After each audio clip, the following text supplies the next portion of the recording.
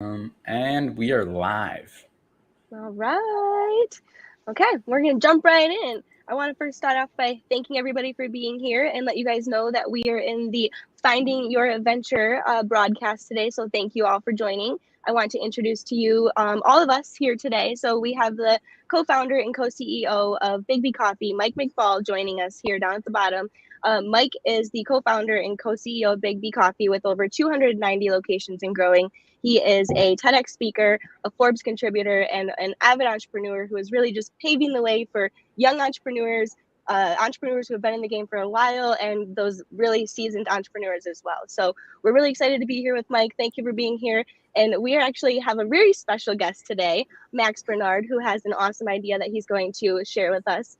Today we're going to do things a little bit different. We do not have Brian here, so we are going to, it's just going to be the three of us. So we're going to shine a little light on Max's entrepreneurial idea that he has. We're going to have a really great conversation, hear some of the things that he's struggling with, hear some of his great ideas, and just really get to the nitty gritty. So I'm going to hand the mic off to you, gentlemen. Very Well, good. that was a great. I think I got more credit than you guys are gonna be seeing. But I guess we can start off. Mike, do you want to start off with anything, or should I just jump right into it? Well, yeah, let's just dive into it. No, right. No need for small talk. Okay, so my idea is the Olympics. So Wow. the idea is there are a bunch of different games, and there's a place where they all come together every 4 years, and there's a competition between countries. So instead of a player or a team, it'll be country based. So everyone will come to one place, and it'll change every 4 years, similar to the Olympics, and you will be able to enjoy nearly endless, constant content of video game streaming, video game commentary, video game X, Y, and Z, you name it, it'll be there. And I think,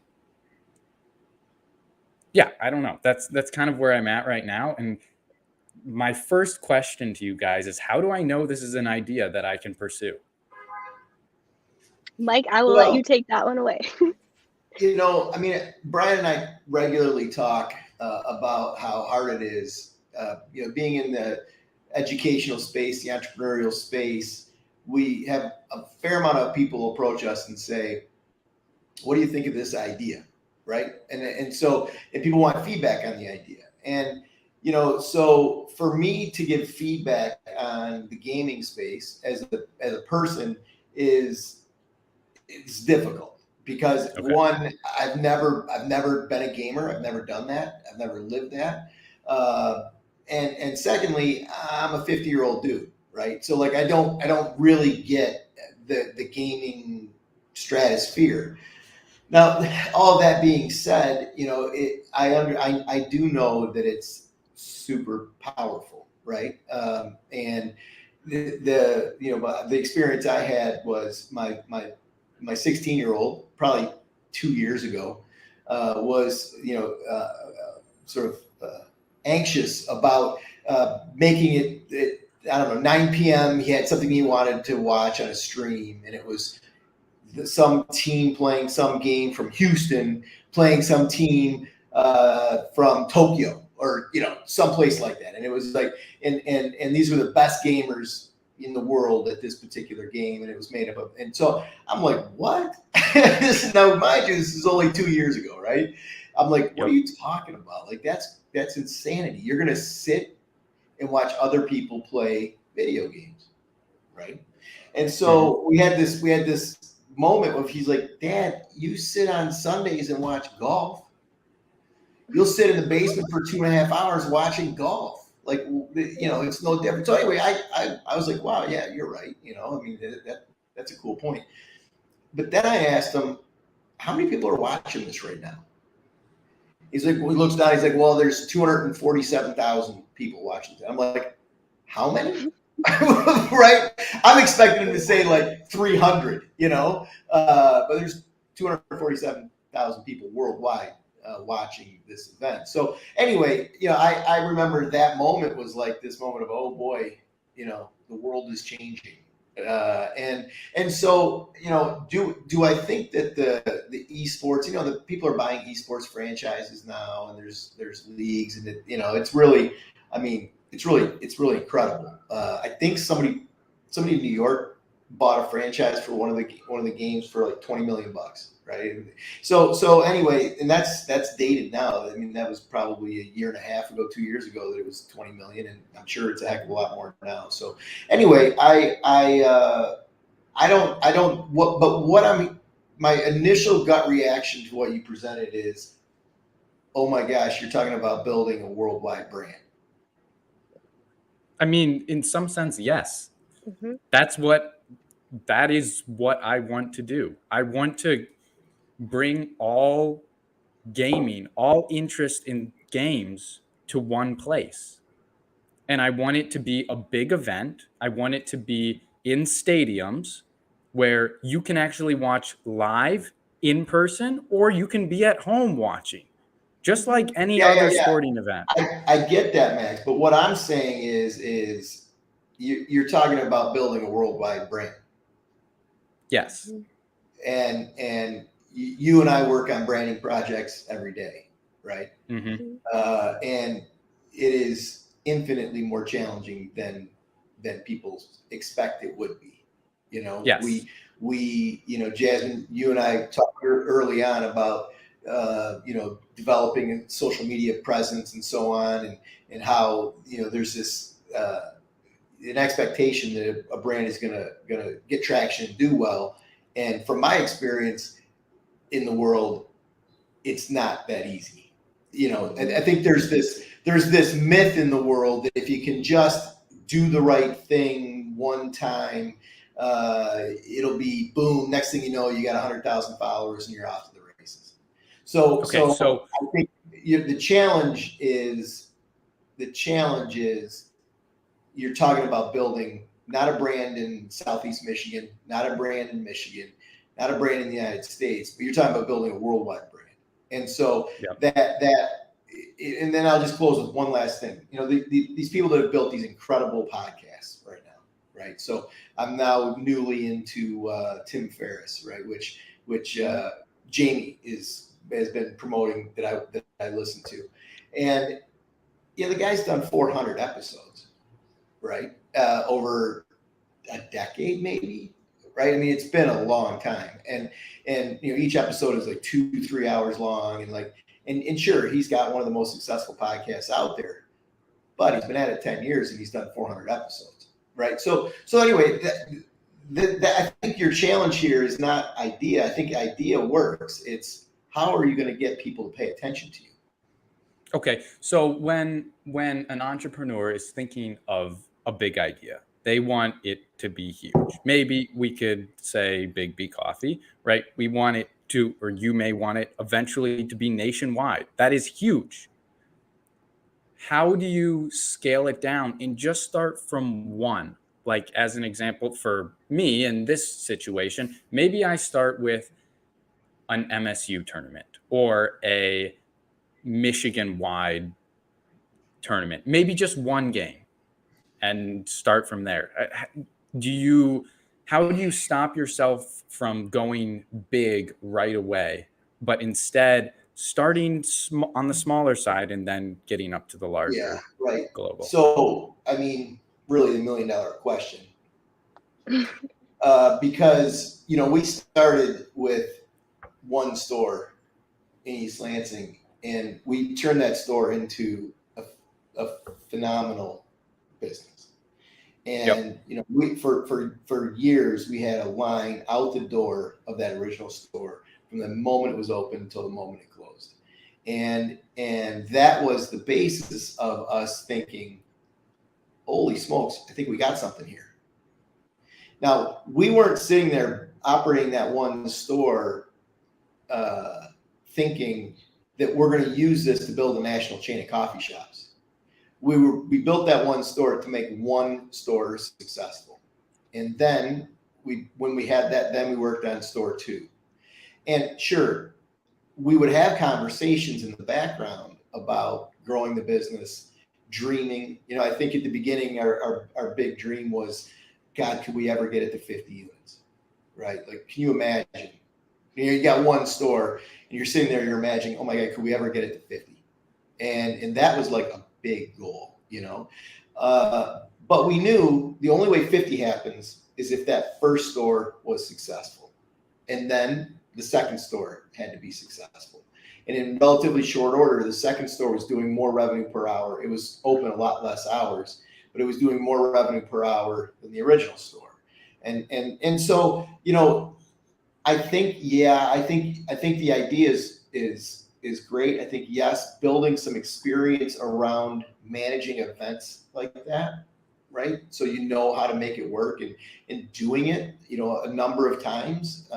You know, maybe you build out a schedule of 6 events in a year in different cities, right? And then you figure out how to market that event in that city, and you make that city. So let's say you take Detroit, Cleveland, Houston, Chicago, or you could pick all Michigan cities and maybe do smaller events.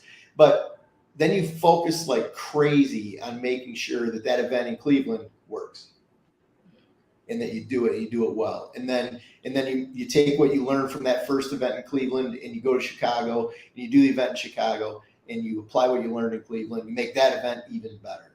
And then, you know, it's just this slow incremental process. And this is one of my frustrations with the entrepreneurial culture, is that people expect businesses to be like lightning in a bottle, and that it's going to catch and it's going to go, and you're going to be riding this wave, and you're going to have venture capital money coming at you, and you're going to be, you know, next thing you know, you're going to be being interviewed, you know, on Tim Ferriss's podcast, whatever, you know.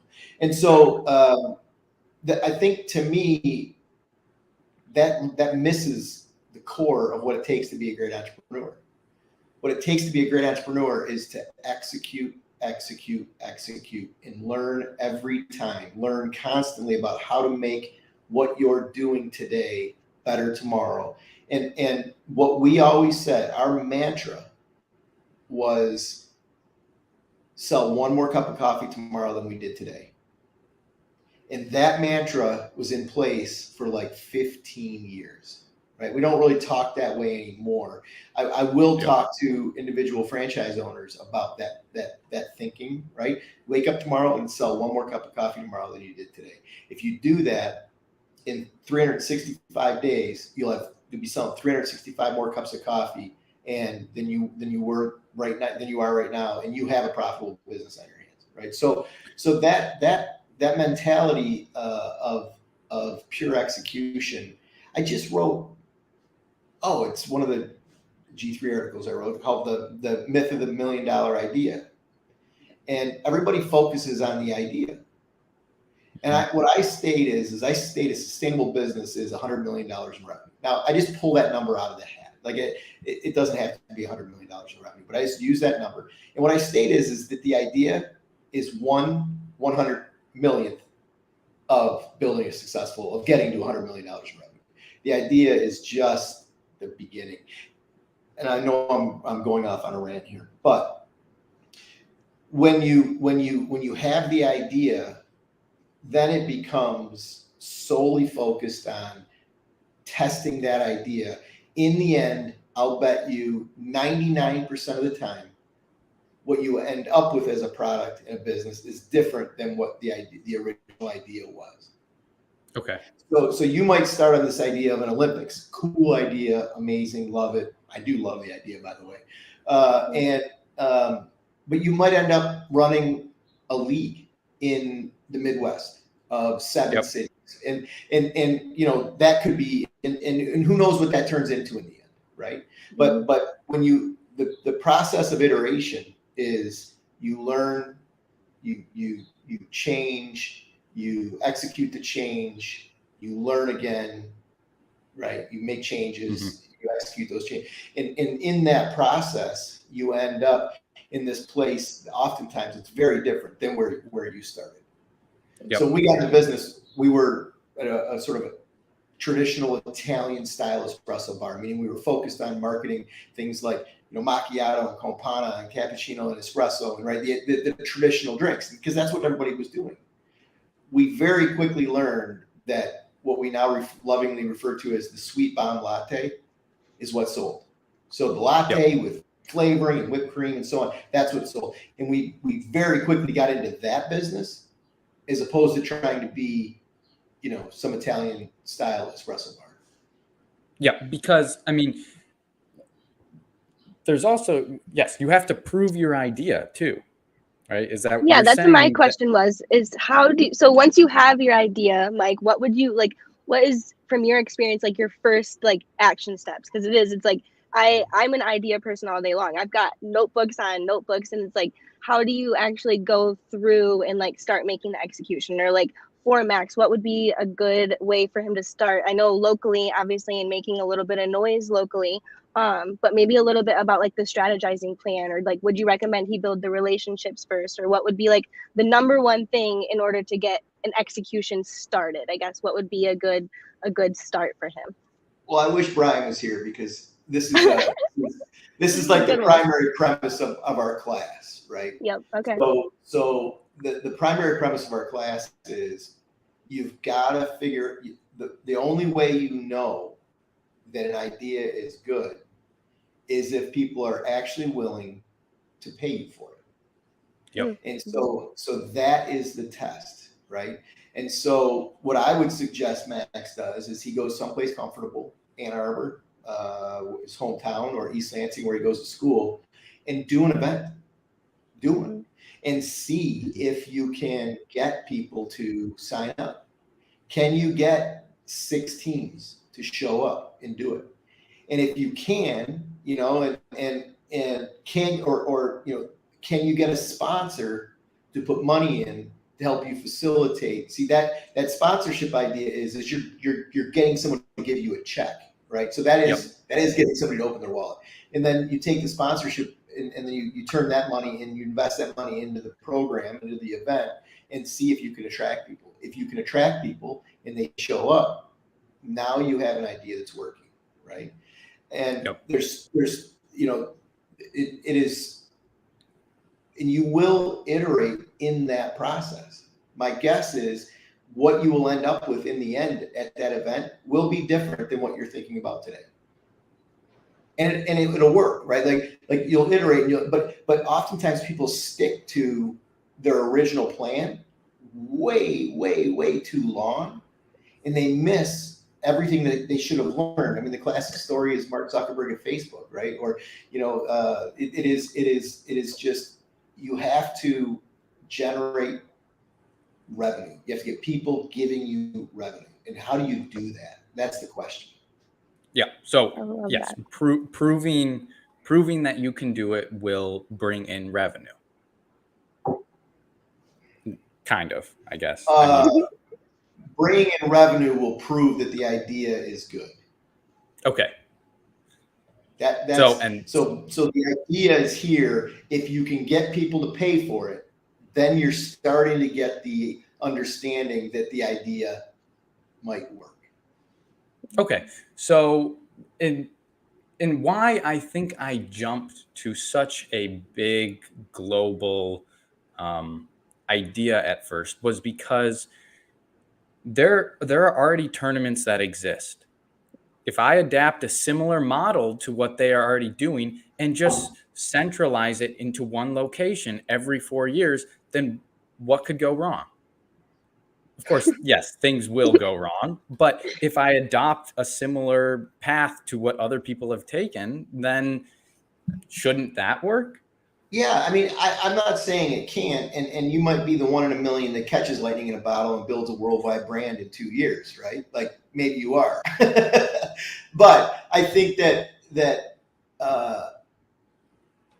so when we got in the business, everybody there was a ton of coffee shops. There was a ton of coffee shops, right?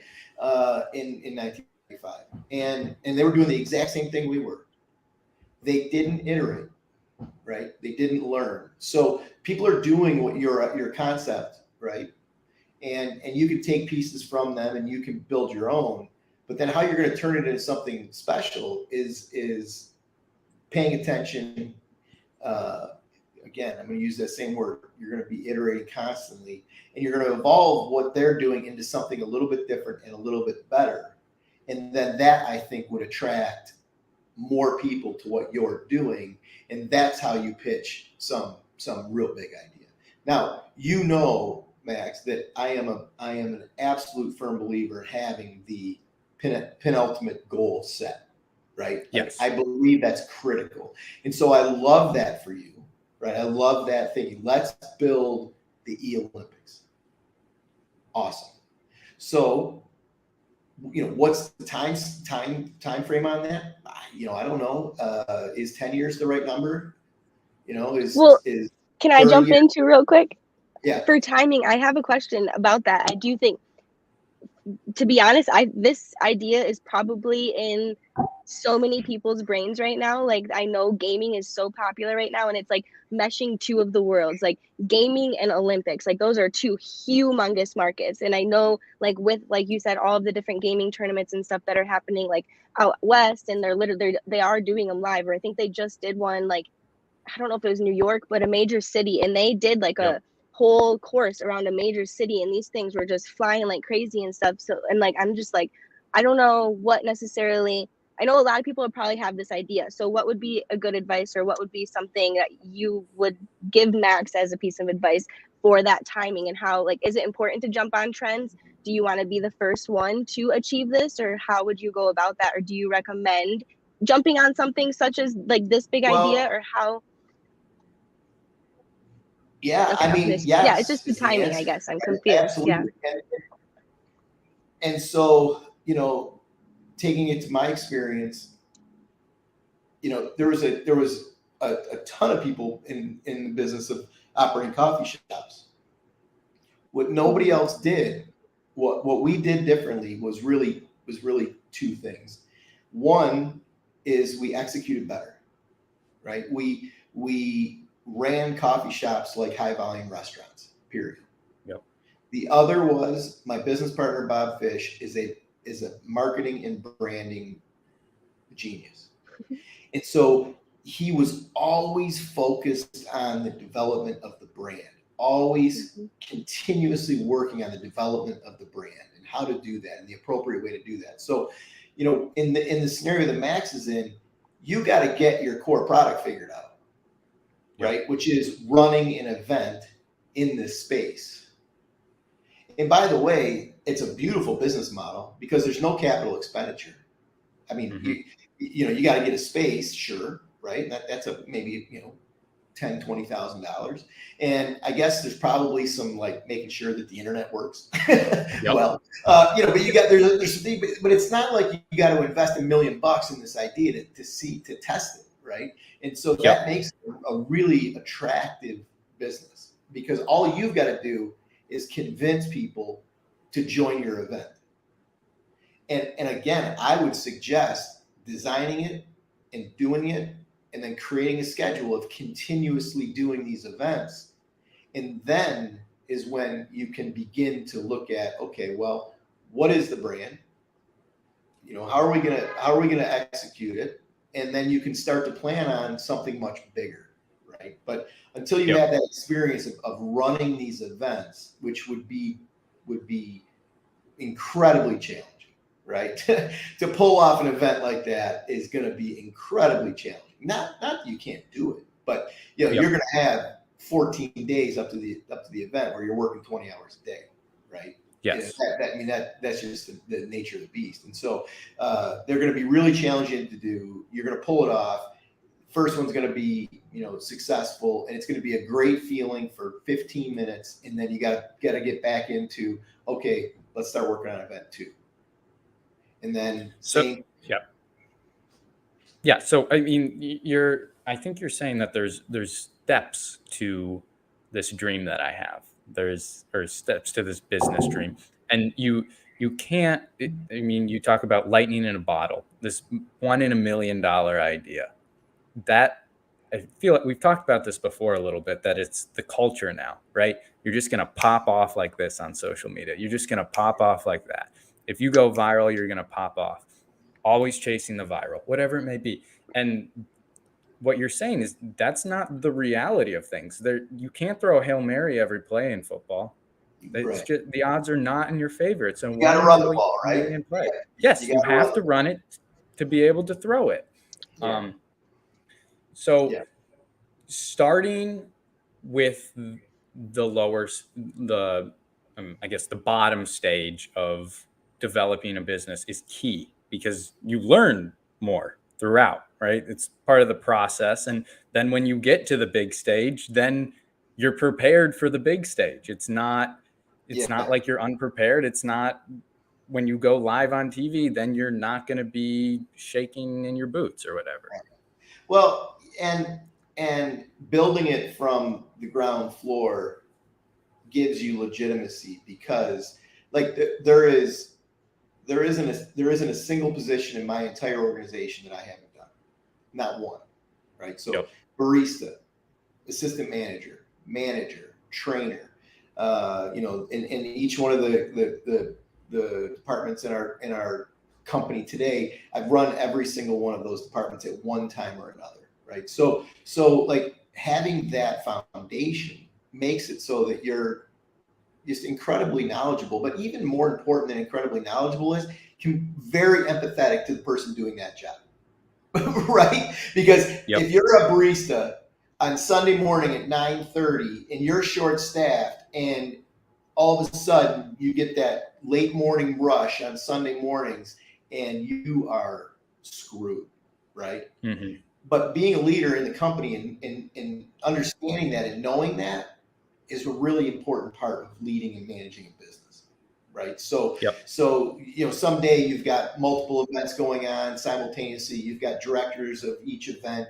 If you've built the first one and done it 10 times, and then you hire other people to do events for you, you completely understand what they're going through, like in the 2 weeks leading up to the event. And so that baseline work is like, I don't know, it's I don't know how you do it otherwise. Now I know, and unless this lightning in a bottle thing, it's like, even a story like Facebook, which we could clearly say was lightning in a bottle when it happened, right?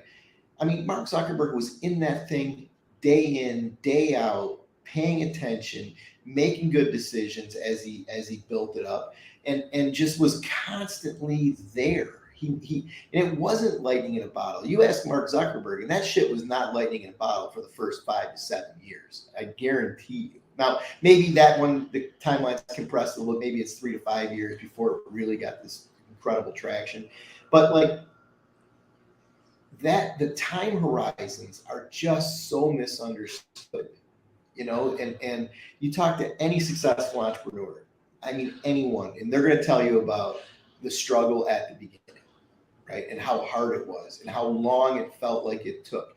My story is a little maybe obnoxiously slow, right? I mean, we're 27 years in and we got 300 units. That being said, I've got the 4th largest coffee brand in America, retail coffee brand in America, right? Like it took 27 years. And how many people started and tried? I mean, it's tens of thousands of people started and tried and didn't pull that off. Right. So lightning in a bottle, I think it really gets in our way of the fundamental truths of building a business. Okay. I want to throw a theoretical out there. So let's just say I work with MSU, right? I've performed a couple of events. Teams have come from all over Michigan to play against each other. There were tournaments, and the MSU sports and basketball facility hosted it. So it was in the basketball arena. So fans could sit there and watch, or they could be at home and watch on their computer or TV. How do I know when it's right to make the next step? I mean, there's no saying, yes, this is the time because of X, Y, and Z, but there must be a couple of, hints that you get. Okay, so here's a mentality. A small restaurant that is full feels like a huge success. Yep. A big restaurant that's empty feels like a failure. Even though the big restaurant that's empty might be doing more revenue than the small business that's full. So what I would challenge you with is, don't start with Breslin. Start with a 50 seat auditorium type classroom at Michigan State, or 100 seats, and sell the thing out and have it so that you've got 120 people that want 100 seats, right? You do something like Breslin, and you get 1,000 people at Breslin, and it's going to feel empty. Yes. Right. So that is, we always took the approach in our cafes to build them smaller, right, with less seating, and have them feel full, rather than build these. We actually we designed multiple stores in our system that had these big back rooms. They were empty, right? They were empty. There's nothing in them. And the point is we wanted the space to be smaller. Now, at any point in time, you can tear down that wall and add seating if God forbid you have that problem, right? Not enough seats. And so by building it tight and selling out your first event or your first 3 events where you've got a wait list of people to get in, and the gamers walk in and the place is like people hanging off the rafters, boom, now you've got energy. Now it feels like a win. The best term I've ever heard in my life was somebody asks you, how's business? Oh my God, it is so much better than I expected it to be. So you throw an event in a 200 seat auditorium classroom and sell it out. You're like, oh my gosh, I was expecting like 40 people. I couldn't, I would have been happy with 50 people. We sold the thing out. It's like mind blowing how successful we are. It's mind blowing what we've done here. It's incredible, right? That line of thinking, that engagement, those words are incredibly powerful to make your next event successful. Okay. You're giving me a ton of ideas right now. I can imagine a lecture hall that I've been sitting in this past semester, and I can imagine 2 teams sitting up there. The game is on the TV up there, and people are sitting there and watching. Yeah. Like that is an amazing. Yeah. And I don't know, the first one, you don't charge, maybe, you just see if people are willing to show up and watch. And maybe there's an idea here of, instead of maybe it's Michigan State versus Michigan. Yep. Maybe it's the Michigan Tech versus Michigan State. You build teams around the university, just like basketball teams and volleyball teams and whatever, and you play them together. And then you got like the school pride thing, which is just crazy powerful. Yep. Okay, Jasmine, I have a question for you now. So there's this idea of trends, right? Yeah. There's games that are trending right now that are popular. A lot of people are playing. And then there's games that were trends. Mm-hmm. They haven't quite fallen off, but they're just not as popular as the trendy games now. Is it bad to go back to those games and use them? Or is it kind of a low blow a little bit? Or I don't know. I would say, not knowing much about gaming myself, but I would say as long as there are like the super fans or like those diehard gamers that do love that game, I think if you could sprinkle it in throughout, like I wouldn't make the whole event tailored to maybe the one game, and that might completely conflict with what you're trying to achieve. But if you could have like an encompass of like a couple different ones, then like hit that marker. But I think that would be something that you might have to test in your A/B testing when you start. Maybe you do a Fortnite one and see how that performs, or you do a PUBG one and then you see how that performs, and then maybe you can determine that and be like, okay, these perform better, these fans are willing to pay more, they're willing to come out and do this, and then that's something that maybe that you have to figure out. But I wouldn't steer away from not following trends. I do think that, especially in the gaming world, like if you like something, you do like it, even though, and you'll use it often. So that would be my opinion. Okay. And then when starting a business, the social media aspect, how far before the event would actually happen do you start promoting things like that? Is it day to day? Is it 3 months before? Is it a year before? I mean, how much traction, or how much time before the people looking at it, it seems to get repetitive, and it's like, okay, when is this thing going to Yeah. actually happen? I think like 30 days is always a good mark for social media because you want to be planning, but you don't want to be too ahead of the ball because people's attention comes and goes so quickly. Yep. But like doing like a preliminary announcement, I would say about 30 days before, and then consistently putting that in your content funnel. So sharing it to the stories, sharing it to your page.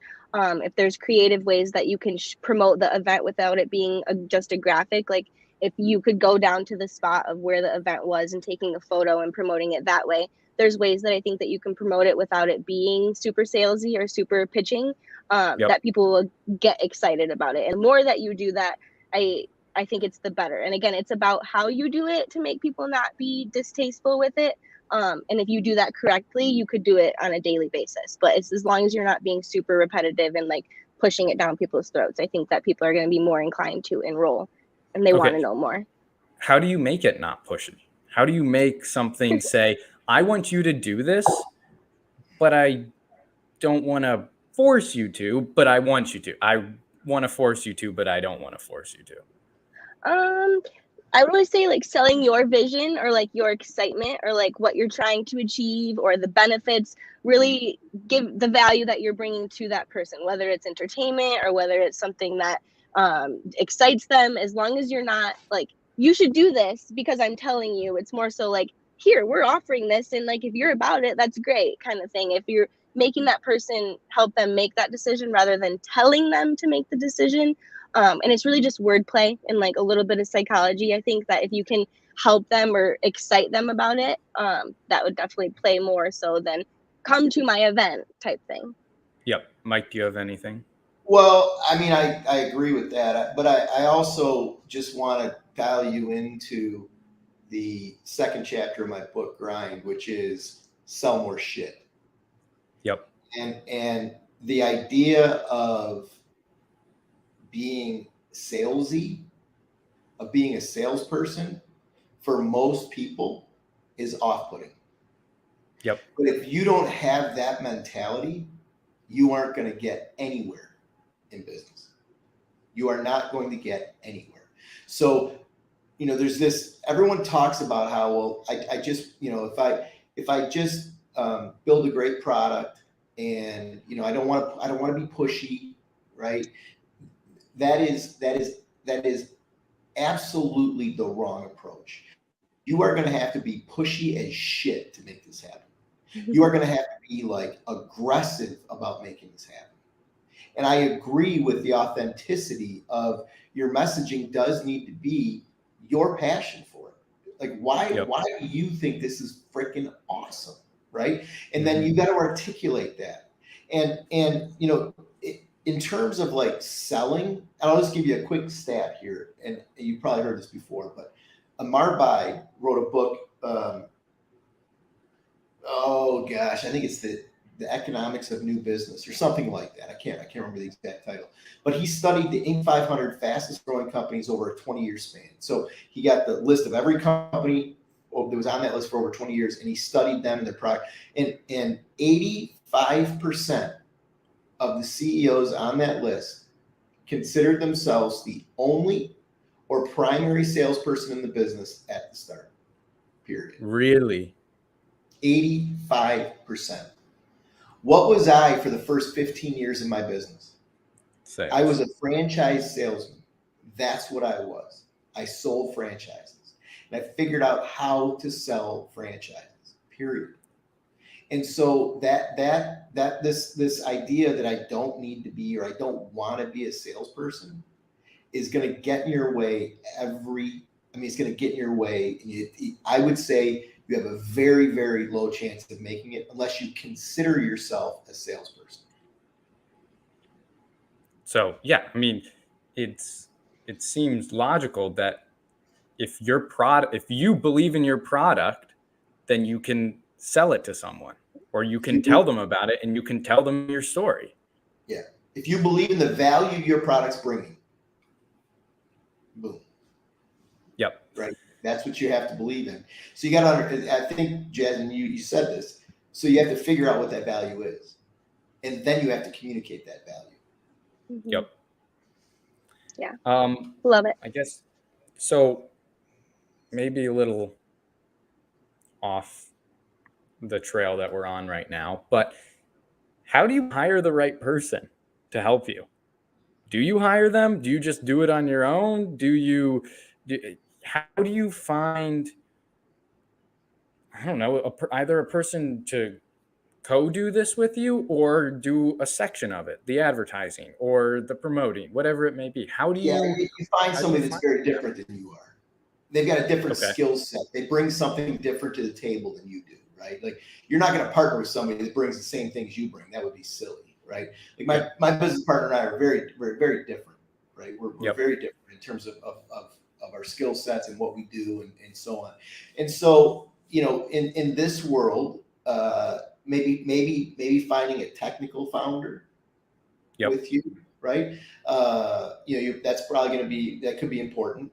And then you really got to assess your strengths, your weaknesses, what you're bringing to the table, and then figure out based on your weaknesses what you need to fill. Right. And so that is, I mean, like for me anyway, you know, if I were to start something, I mean, I need a lot of backfill around sort of administration and like getting that piece done.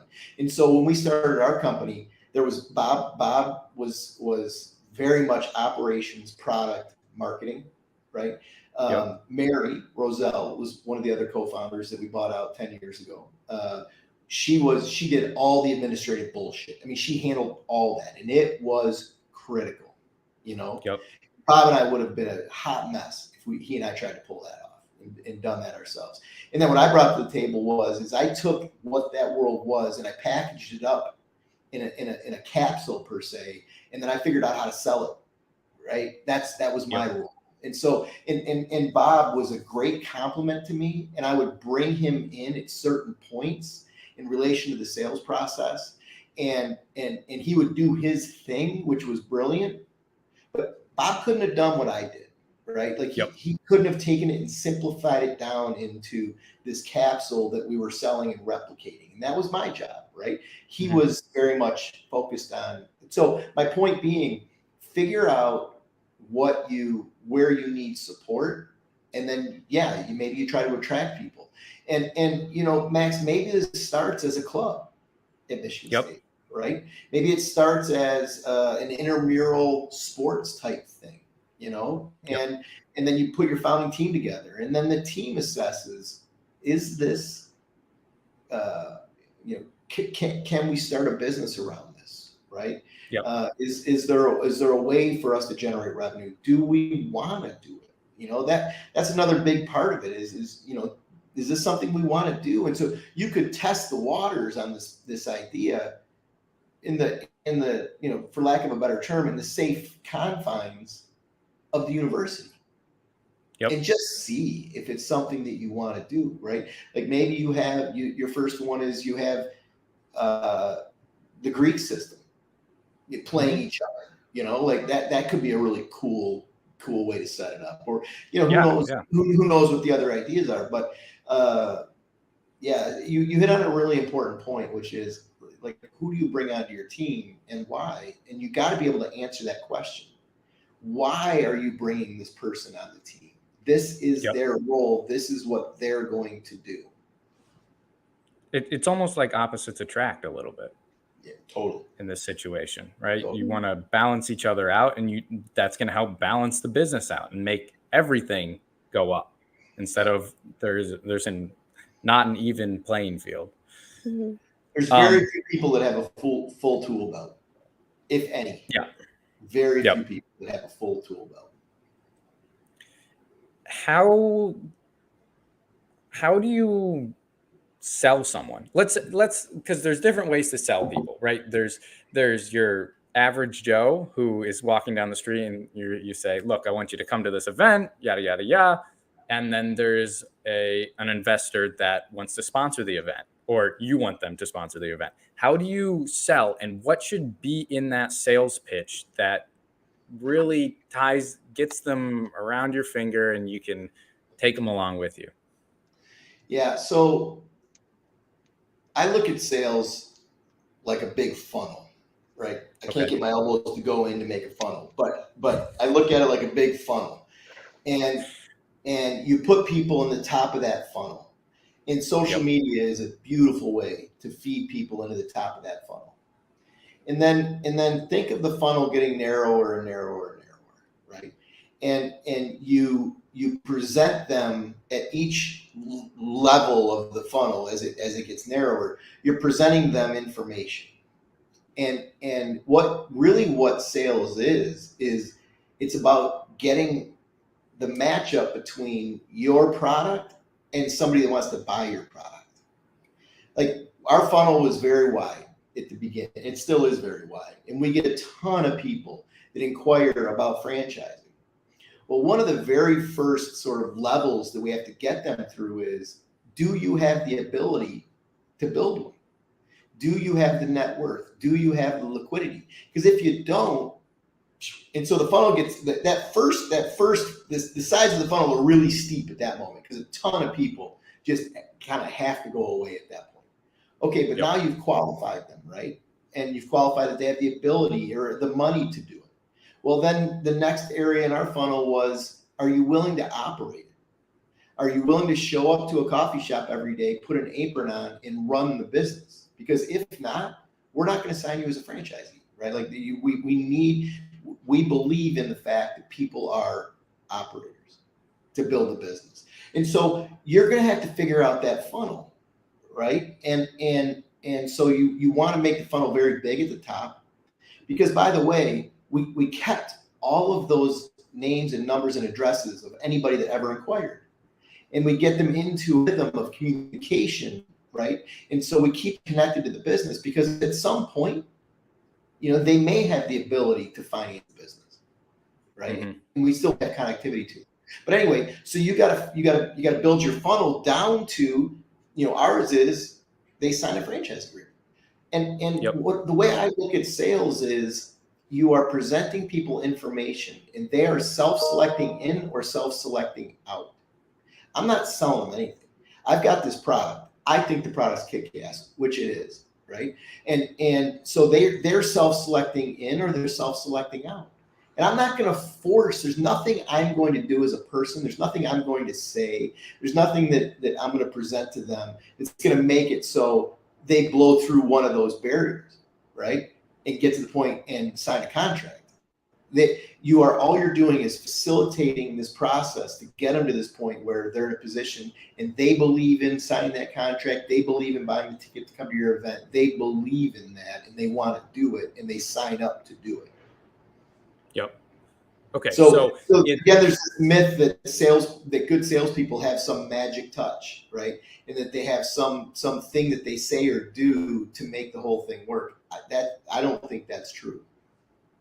So you're saying that when I talk to someone, let's say someone who wants to buy a ticket, and I tell them all the things that are going to happen, if they can't, or they don't want to meet, or they can't meet some of those things, then they're just not going to do it. Yeah. Just as simple as that. Yeah.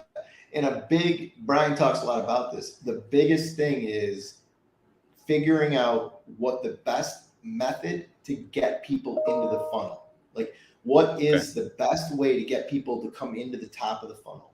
And then you build the sales machine around this process that walks them through whether they buy or they don't buy.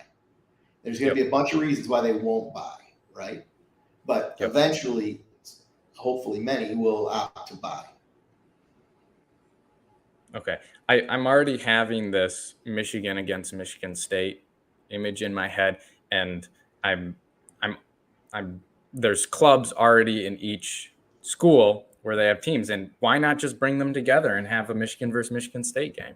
Yeah. Love Okay. it. And then Do a home and broadcast home. it. What? Do a home and home. Do one in East Lansing. Do one in Ann Arbor. Exactly. And maybe the third at Ohio State. I'm just kidding. We don't like Ohio State. No one likes Ohio Well, but State. like exactly. And so, and then your quest is to get students to come Yes. to the event And pay for it. And so, what's that? And pay for it, right? Yeah. Maybe the university will sponsor. They might. The clubs probably have money. Yep. They probably have some money, or I don't know how that all works, but Okay. yeah. So Yeah. go ahead. No, you go. I don't know what I was going to say. Okay. Well, I was going to ask you, what should I take away from this, and how in any business that you're starting, what are takeaways that you need to be sure of before you expand and before you think the dream? Take it back. What do you need to think about first? Yeah. Do people want to buy the product? That's all. Yep. Right. What value are you bringing them that they're willing to open up their pocketbook, pull out their credit card, and pay you? That is, or I should probably use more current vernacular. Like, how are you going to get them to Venmo you $5 to show up for this event? Like, that's really what you're, but there's some really cool technologies out there, and you're going to want to play in that space in this world because you're dealing with an incredibly tech savvy population, right? If you're talking about selling tickets to gamers, like these people so there's a lot of these the apps for purchasing tickets. I can't remember the name of it right now, but they're all of a sudden, like overnight, they've become really powerful in the sporting community because they figured out a way to sell people tickets that's more efficient and better than the old fashioned way. Right. So maybe partnering with them, they're going to want to touch the gamers. Like, are you kidding me? They're going to love that idea. And so when you're pitching a potential sponsor, as we talked about, like, let's say you want to go to a gaming company and play their game and get their support for your event. Maybe you want to go to one of these ticket apps, right? We'll approach them and say, listen, this is how we're going to start. But my vision is to have a league of universities across the whole country, and then to have a playoff system like March Madness and have the schools play each other, right? And then, like, I see this as just this massive, we're going to have 250,000 kids buying tickets to go to these events across the country all season long. And it's going to culminate in an event, right? Like March Madness. Yep. And that's how a sponsor's like, oh shit, Yep. Like, yeah, I'll give this kid $10,000, Because it's also about, like, showing the sponsor that there's a future to this. It's not just going to stay like this. There's more than just what's happening. You're not trying to start nothing. Yeah. Because if you go and it's like you're just trying to start a gaming club at Michigan State University, no one's going to give a shit. It's like, cool, kid, go have fun, start your gaming club. But if you build it out as this thing that you're trying to do, that's going to be in the end a very big brand, then that's how you get somebody to come in early and actually contribute. So, we're sort of talking on both sides of our mouth. In one way, you just got to do one event and make it successful, which I think is very, very true. But at the same time, you do have to have the bigger picture built, right? Where you're headed, what you're doing. Like, I didn't sell franchises to people because we're going to be a 13-unit coffee shop chain in East Lansing.